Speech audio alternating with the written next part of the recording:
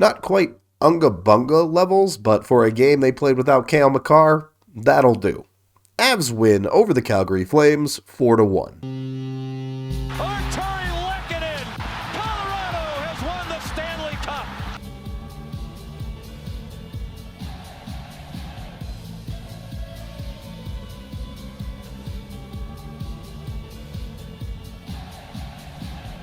The first 30 minutes or so of this hockey game was near perfect hockey from Colorado. They played super duper well across that stretch and frankly just dominated Calgary for most of it. All three of their goals would come in the first period, and honestly, it could have been 2 or 3 more than that. They really did just come out and lay the wood on Calgary early, and then were able to convert that lead into a steady and, I'm not going to say easy, but relatively routine win. Tonight was not about the depth by any stretch of the imagination. Tonight was about getting by, having your other best players step up in the absence of Cale Makar, and that's exactly what the Avs got. The first goal of the game starts with their number one defenseman without Makar creating the play. This puck is going back to the point, and a one-timer from EJ to the net is going to show a clear change of possession. Calgary clearly in possession of that puck, throws it up, looking to get out of their own zone and break out. Devontae makes a risky play, but executes extremely well as he gets in on this puck and is able to deflect it and maintain possession in the zone. Calgary goes from thinking they're gone, heading out of their own zone, to now having to scramble to recover. Comfer is able to collect the loose puck, and Mikko just slides into the soft spot of the ice. Comfort recognizes it, gets him to him, and then Mikko does Mikko things with his shot. Feels like for Mikko's entire career, we have asked him to shoot the puck more. This season is what it looks like when Mikko shoots the puck more. Quite literally breaking Avalanche records already this year. It's going to be fun to watch him try and chase down some of the season records for Colorado. And as of late, the Finnish connection seems to be clicking on both ends of it for Colorado. Anything Mikko can do, Lecky can do better. The Avs speed still just absolutely kills teams. This is a clean lost faceoff, but look at the jump McKinnon is already getting on this faceoff and how quickly he just jumps on this puck. Just beats everybody to it. And maybe not the best decision to send a YOLO dive when it's Nathan MacKinnon barreling on you, because when he beats you, you are now just gone. You're no longer in the play. That creates a 2-on-1 between MacKinnon and Lecky. MacKinnon, extremely patient here, gets as deep as he can before ultimately deferring to Lehkonen on the opposite side, gets around the defender trying to break up the pass and gets it across. Lecky doesn't put the greatest redirect on this, but he gets enough of it. It battles around, rattles around even, I can speak, through Markstrom and eventually slips into the net. It's not just the blanket quality hockey that we're seeing from Colorado across the course of these games, though obviously that is very good.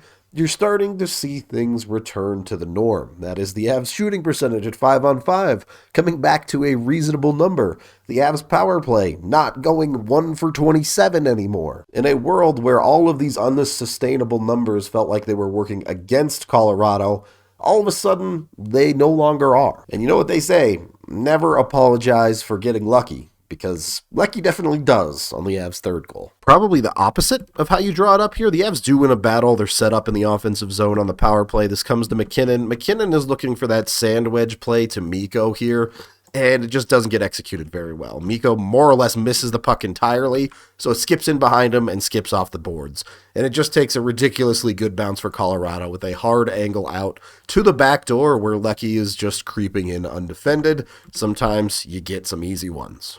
So the Avs crush Calgary early. They get the 3-goal lead, and I love the way they played the next 15 to 20 minutes. Yes, Calgary did push back at times, but the Avs continued to play great hockey, continued to push their own offense, and not let Calgary completely take over the game. Particularly the first 10 or so of the second period, the Avs were in complete control of. At one point in the second, shots were 8-2 in Colorado's favor. Calgary just looked like a team that couldn't compete for a lot of this game. Now, in the second half of the second period, you did get a strong pushback from Calgary, and that's to be expected.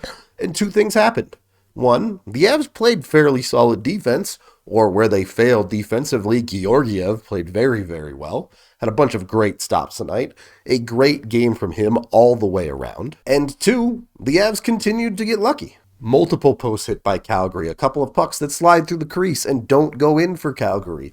Things the Avs of late have been all too familiar with, but this time it's happening for them instead of against them. Keep in mind, the Avs are playing without Cale Makar. You're just trying to find ways to win hockey games. Dominating half of it and getting through the rest of it is more than good enough. The one mistake the Avs do get punished for in this hockey game is taking a penalty early in a third period. It's just bad hockey. That's how you let teams back into games, and that's exactly what happens here. Avs on the penalty kill with Vancouver moving it around the perimeter for the most part here, and you're going to see as the Avs regularly do this, they run one of their defenders out in the high spots, regularly rotating in and out with forwards, and sometimes the defenders get a little bit lost, I think, out high in the zone, so it causes a bit of problems. Honestly, I don't know that there's even that much of that here. With them playing an umbrella with the dot in the middle, you have Compher committing out to the high spot, which leaves EJ in a tough spot. Val does have to respect the backdoor guy here. Compher needs to try and get back involved in this play as quickly as he can. You have your other defenseman in Taves covering the man down low, so EJ's just in a rock and a hard place. He can't let this pass go to the middle, and he can't let Toffoli walk all the way in. And he does a reasonably okay job of covering both of those things, forces Toffoli to take a shot from outside of the circle. That's not a terrible look. Right here, you'll take that. You'll give a shot like that a lot of the time.